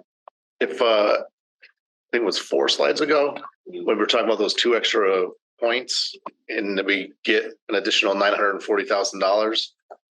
I think you started to ask the question, what does that cost us to get to that point? I think you kind of said it's a small increase in cost for you guys to do a lot of paperwork. Yeah, I hate to say it, but yeah. I mean, so what I mean by that is the construction cost difference isn't different than what we already. You're putting this flooring instead of that flooring, and you have a bunch of paperwork they have to verify. Yeah, exactly. Hopefully not going to equate to $940,000. No. Not likely, no. I mean, we talked about how, it's often somebody whose job is strictly focusing on verifying everything as it's going through the whole submittal process, and to be sure that we're achieving that. And frankly, staying on the phone with LEED constantly to be sure that they're processing it, and it matters in the end. And the contractor. Yeah. The contractor's fee. So Are those numbers reflected in the other cost estimates yet? not yet. That's None of them, or just the extra I think 9? these extra 2% that we're talking about adding in. No, that's not in those numbers. Okay. We started showing it. In the So February. And so I just want to do that brings up a good point. The combined incentive right there, you see the 3,760,619. So the actual addition on top of what we have already presented in the total project budget, all of that would really be 1.8 million. Sorry, 100. Yeah. Plus another $1,037,000 that's after the fact. Correct. That's the unfortunate thing. That's there as well. So Sweet. yeah, Good news. Say the short-term bond. better news than usual. All right, good. Yeah, moving on to, I think we're all done. And then we just wanted to keep in mind that you all had asked us to track some additional information in the cost estimating, and we added a few items here just because we want to be sure that information is there to help us with you in the cost reconciliation process to be sure that I'm very mindful of Greg's constant reminders that we want to go the right direction cost-wise here. So these are just some things that we are keeping track of that will be part of the conversation. I think potentially some of these have come from our conversations already, right? So natural gas versus diesel generator was a late request. Let's be sure we keep track of that. Porcelain cladding and metal rain screen, you all spoke about when you looked at the elevations, and we wanted to get prices for both of those to take a look at those. The others are just things that we've kind of had constantly been goals, but goals that we've said, these are not well supported by the MSBA. If there's something that's going to get cut to keep you on budget ever, these are things that, potentially might be discussed. So that's the basketball court, which was originally a CPA project, but we brought in, does it make sense potentially as something that maybe isn't in the project, but happens ancillary as a CPA project? The lighting and the irrigation and some of these amenities at the sports fields, those are things. Didn't we have the lighting for the baseball fields also, baseball and softball in there? Yeah, we can add that as well. How we left it in the estimate is we have lighting for the varsity fields. Right. And Baseball and softball. yeah. And exactly. So that sounded like a very firm desire, but yes. So what you find is it's very complicated, and this committee, it's tough to go through each of those. So what we were asking is that a couple members of the committee be available to take a look at the cost reconciliation, take a look at work with us to present some options to kind of come up with a list if it's necessary to do so to keep the project within range. Because as you all know, we've talked about these things, but it's come back. So if it's necessary to make proposals, we're hoping to get a couple people, Steve being one of them, obviously as chair, to sort of pre-vet that idea prior to the 10th, so that the 10th doesn't end up being an excessive meeting for you. Well, I'll get my opinion, so. When are you looking to do that? The 8th, because the 8th is when we're doing a VE. If you go on, I think we have that. We have it. Yeah. Value. I just click forward. Value engineering. Oh, value engineering, yeah. Well, if you go forward, Value is in it. go. Keep going. Keep going. Well, there you go. Right. Okay. So go back to that. So we were talking about how we'll have the numbers reconciled by the 4th. And then the life cycle analysis process is going to be underway, which will come into that final meeting. But generally, we'll have some idea how close we are to that construction number. But the committee probably has a range of what they want the target to be. So it would be helpful to at least have a range of optional ways to get you to different numbers so that you can be in that position. I'm happy to help out. It would be on the 8th though. That was our thinking, yeah. So would we also have them Yeah. part of the reconciliation process or just have a meeting after or? I would, I think probably after, because those are slow. Yeah, boring. So the 8th, we're also possibly presenting to town council. Well, we can, I guess the question about how we have wanna do that that. subcommittee, we just want to be sure. That's actually ends up being So is that over the weekend, virtual? right? So in terms of we just want a few folks to Weekend basically do the job of thinking ahead of time. oh, no. Could be on the Monday, the 7th. It could be, the 7th or Tuesday. the 8th, because then we want to be prepared for that proposed meeting Right. on the 10th. 7th or 8th. Are you doing virtual? Well, how are you doing it? Yes, Yeah. why not? A little more stress. Have some. Well, only because, we might have to pull in more engineers and whatnot. I mean, I can do either one in the And day. what this looks like, the reason why it's better to be a small You're right. group is, we have a 20-page line item, budget of, and we're going searching to figure out exactly what is all the cost associated with the irrigation. It's spread out, what is trying to pull all those numbers together and vet out what is that going to look like. And we'd like to get that information and vet it with the estimators so that we're giving pretty concrete numbers. So if we do Probably it the a couple 7th days is ahead, probably better. it's helpful. Yeah. Say that because we need to Yeah. get them to update. Yeah. Monday, the 7th would be great. You want to, if we're doing it virtually, you're not considering it a school building committee meeting. No, just No, just for a some group. yeah, just a So- couple Of of committed- volunteers. Get together for coffee and virtually look at Yeah, and there's no act one page taken. It's list of just costs. That's right. Okay, sounds great. Questions and we'll. Yes. So you're gonna, I think Greg dropped off, but Greg, I'm sure he wants, assumed I'm that sure he wants to Greg be would part of that. want to Yes. just get them, but Just to, I guess. well, I'm happy if you need me. If you don't, that's fine too. You know what I mean? If you need people, let me know.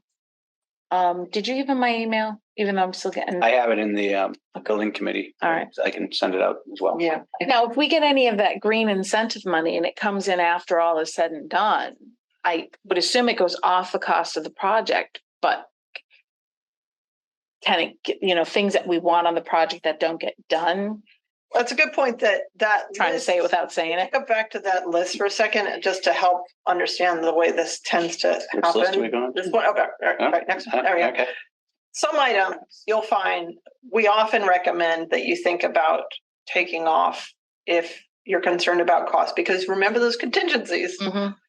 things that happen late in the project, like site work, Mhm. happens at the end, the contingency is still available. So often you're taking something away temporarily with the hope that with a likelihood that you can bring it back. So that's Which is the reason we want CM at risk. right. Because you have It is, yeah. better opportunity to do that. Yeah, more contingency and more opportunity to do that. But to your point, Beth, I think with the incentive, I know Dory talked about it before, but when you actually get that payout, I believe because the verification process is too late in the construction process for you to, use that money specifically. Any of this. But there's other things like, bid savings and certain things that, if opportunities become available, that you'd be able to I see. throw some of these back in. Is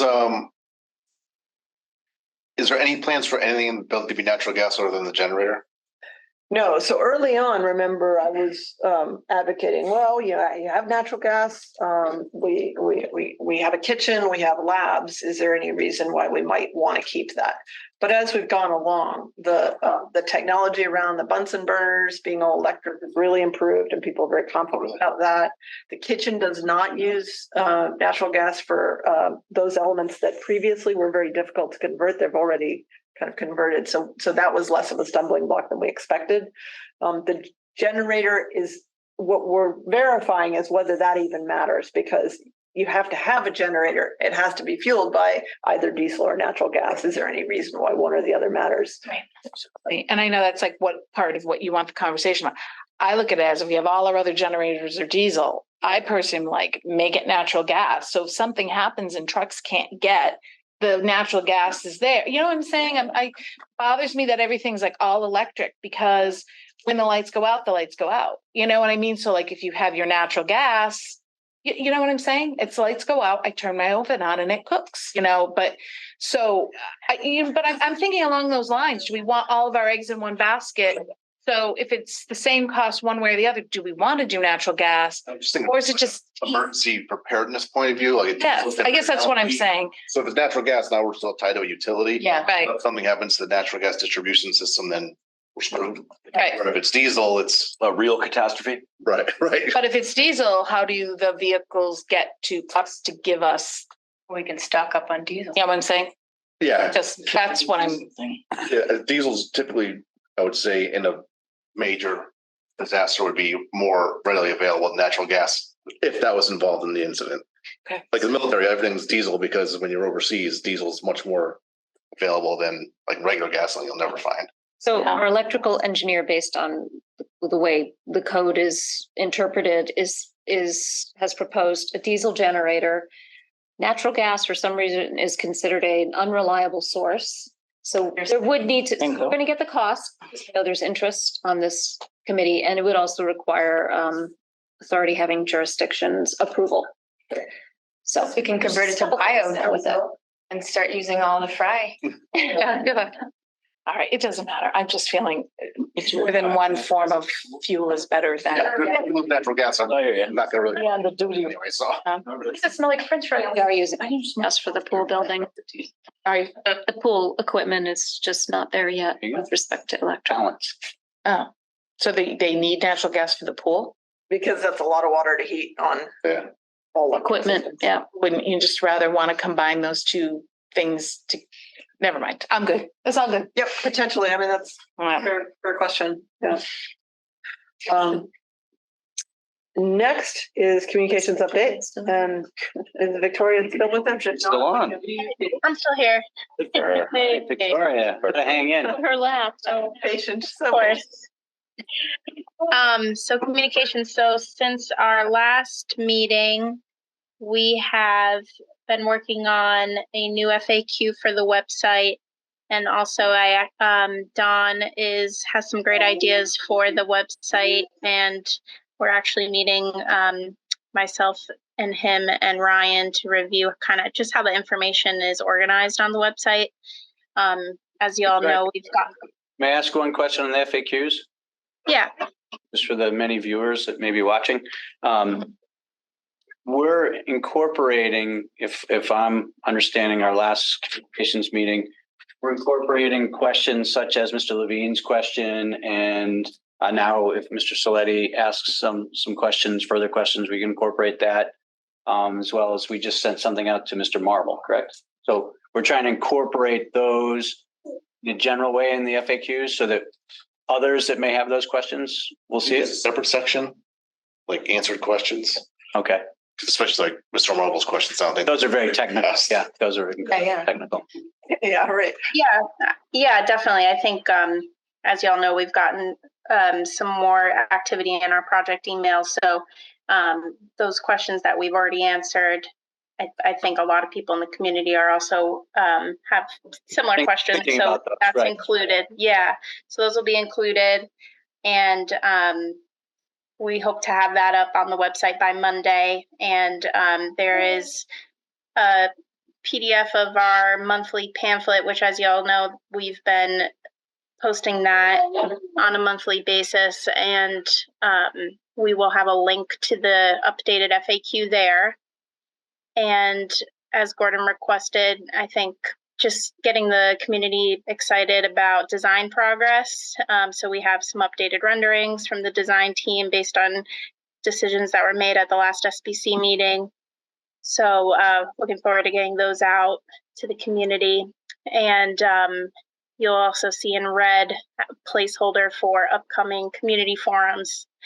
So we are going to be at National Night Out, and the hope is that we can print this pamphlet and hand that out and have some dates we're suggesting doing a forum in September and October. So hope is today to get some dates penciled in for those forums. And obviously process wise, we'll have a total budget, and it'll be pretty much just updating the community on the process and kind of selling the project, because at that point we're going to have our budget approved, or not approved. We're going to have our budget and the submission for schematic design submitted to the MSBA. So it's going to be an important time to just get all the information out, answer any lingering questions, and so with that, I think if we can set some dates, that would be great. If I can, I know I talked a lot today. I have a lot of concerns about how much or how we're getting the information out. You know, I belong to the forums. I think I belong to Town of East Long Meadow. A couple of them. I don't belong to a ton of them. Maybe it's just not pulling up for me. But if I wasn't on this committee, I feel like I wouldn't really know when and what and where everything is happening. And I feel like people are like, I would be like, oh, really? Like I talked to my neighbor today. He's like, oh, like, dude, I'm like, but doesn't have kids. He's older. He's not going to, be necessarily, he may be invested in the idea of it, but I am very concerned that we are not building up a momentum. And I understand our hands are tied. And there's another whole situation that needs to be addressed. And I don't know how to address it appropriately in terms of getting the community out there. I will suggest that I think we really need, and I'm happy to go to them, we need a presence at the open houses. It has to be what the open houses are about more than anything else that we've ever done in the past for an open house. I think there needs to be a huge presence, maybe even for them to come in and talk in the cafeteria or wherever it is. I think the open houses are where people are going to understand that Birchland passed by 20 votes. But then I don't know, can we say that? So I'm not sure of what we can and cannot do. We can provide truthful information. Right. And so the process, when the vote's happening, cost, how we got here, we can do all that. I mean, So I would can have say similar to National Night Out, you could have In the lobby. a table Yeah. for every open house. yeah, but it has to be, I think it has to, and I'm happy to stand there if you need somebody to stand there. Just yell at me and I'll go. You're 'Cause I welcome. know it's not fair to National Night Out's August 1st. And then- You're welcome to come out. If we get on paper all the open house Yeah. dates, that's probably good to review. We already in your calendar, right? Yeah, when I get off screen, I can pull up all the open house dates. Also, since the town does communicate a lot through, and I mean the citizens of the town through Facebook, would it make sense for us to have a Facebook presence with all this information, like nothing different, but just so they can be on their phones? Because people might not be going on their computers to look at websites. So something mobile friendly. Something that It's just more something that somebody has to maintain though. Yeah. I'm not saying- Like even like those. Go ahead, Victoria. Sorry, no, I would just say it's probably late in the game for the project to make a Facebook page now, but certainly I think if the town can support the project by posting on the project's behalf, and maybe that's just project is going to have a booth at National Night Out, or the project is hosting a community forum on this date, or the project has posted this monthly pamphlet. So I'm just trying to say that if the town pages that are already established, if those if we could work with those pages to get our information out, that would be great. Also, I know the Vote Yes ELHS has social media now and a website, and they're starting to be at more community events, and I know that they will also have a booth at National Night Out. And sorry, did you say they have a social media presence for the project? I believe so, yes. I think they do have a Facebook. Good. Because I know the Marlins were there and the Marlins were talking about it, mostly full. The Marlins were talking about it, but I guess, and I'm not doing it, and God bless the people who are taking the Vote Yes CLHS. I understand. But I really thought and they might not even know how to do it. They're just out of the goodness of their heart helping, but I don't think they were in the parade. It's that would have been, that's a huge, people go, and I don't know if they're even like, what can we recommend and to help them help us? And I guess I'm confused as to where our door is that we can't go past. So we have been, we've been having conversations with, her name's Carolyn of the Vote Yes group, and we're just been keeping her informed on the process, just purely informational, decisions SBC has made and where to find our materials. And we've been keeping her informed on that level. So we're in constant communication with her, and also just kind of getting feedback on what are some questions that she's been hearing from community, and we've tried to incorporate that in our FAQ. And also she'll run by information on us just to make sure it's accurate. So we have been working with her on just in terms of information and making sure it's accurate. But yeah. I'd say that, in meeting, the work they're doing seems very good. I think always the issue with campaigns is numbers and getting it out and sharing it. And I'm glad they can have great material, but if the breadth of community isn't big enough to see it, that's where it can help to have more people try and support them Yeah. by distributing broadly and. I mean, you don't want to do it, I understand you don't want to do it too soon because then people get apathetic over it. But I mean, like now's the, like, you know, September 1st is it, you know, we'll only have a couple months at that point. And is there anybody that you folks have ever dealt with in the past that has been really, really good that might be willing to, you know, kind of meet with the Say Yes people and be like, okay, this is some of the stuff we did that was really effective? They had a meeting with former superintendent Paul. Yeah, Jack Verducci, thank you. Okay. So he did with Steve. They had a meeting just to talk about how Minichog went about it, how Pope Francis went about it, how the other building project that was a Okay. residential. All right. She may have things that are going to happen. So they're starting to ramp up more. The parade, I don't know that they talked about that, but Yeah, it might have not even been on their radar, but They weren't there. The Marlins were there. right. The vote yes on question 2, gigantic float. That's right. they were saturating my daughter with water, so I was like, paying attention. Oh, to yeah. that. Every community process is different and Yeah. it's not predictable. The volume of noise doesn't necessarily translate into evidence of which way something's going to go. And also the rate at which people start really talking about it. I mean, it's summer. It really will pick up in September significantly. And Okay. But bringing And- more people yeah, to them Yeah, so that they can. right. Ciao. Like, I would hope that maybe they will be at the open houses also. Like if we are communicating with them, like maybe we could That have. we would probably have to check to see whether they can do that. Yeah, Yeah, on school grounds. They'd have to be outside that white line Right. most likely. Yeah. Treated as- For a valid Yeah. question. They would almost have to be outside the. oh, there's lots of parking out there. They're all out on the street, on the grass everywhere. All right, well, Causing accidents. yeah. So I think Victoria was hoping to get dates, but it Yeah, sounds like you probably need the open house dates to dodge around, right? yeah. She was looking for forum dates. Are Forum we- dates, we- September, October. So we're looking for community forum dates similar to what we have done in the past, correct?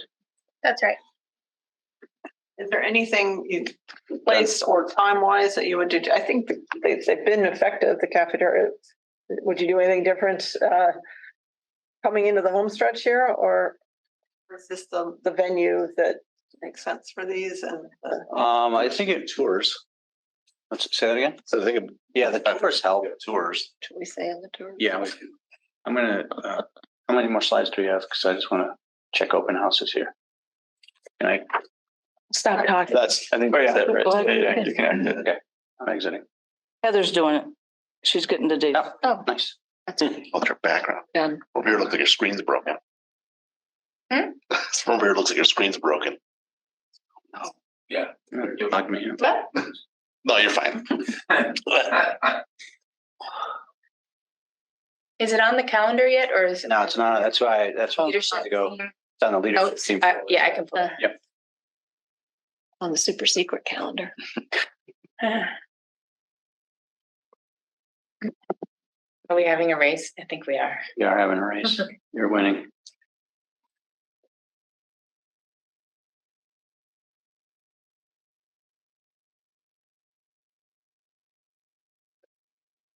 That was a quick ponytail.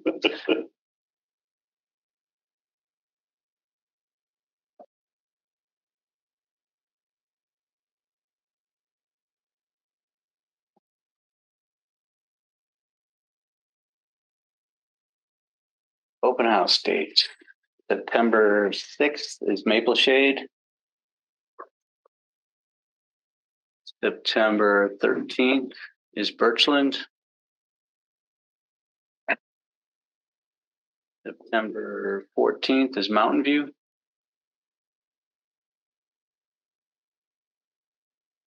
September 27th is the high school.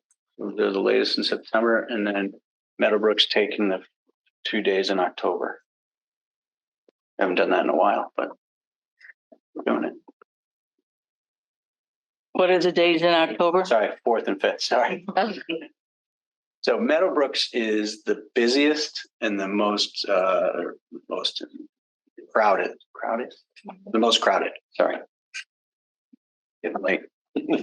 That would be a good one to have, in the cafeteria, have a table, informational table on both nights. So we will help work on a rendering that shows the final product at SD and has more information that can create boards to have at some of these events to help draw people to a table as well. Can we do one of those little QR codey things? Sure. That would be good. And then they could just, because they're not gonna pick it up, they'll hit it with their phone maybe and it'll, okay. Right, to get them to and again, our QR code would get people to the project folders or pages. All right. So that's where getting that organized is really helpful. So you want to look at the week of, So, yeah, 6th to 13th are gone. right? 27th is gone, so that really 20. leaves you the 20th or 21st. Do you want to perform the same night as the open house? No, Well, that's what I was saying, we're trying to avoid the open house, so you Yeah. do have a week in there. Not sure why, anyway, Meadowbrook chose to go into October when we had the 20th and 21st, but anyway. Lots of crafting to get done, you know? Gotta get. So are we looking for a Thursday? So, or are we looking for a Wednesday? What? whatever you think, yeah. Wow. I think like a Wednesday might be a little better because they're still thinking like it's the week, and then Thursday they're thinking weekend.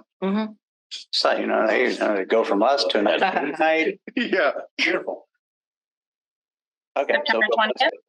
Wednesday, the 20th, does that work for people? Is that the third Wednesday? Yes.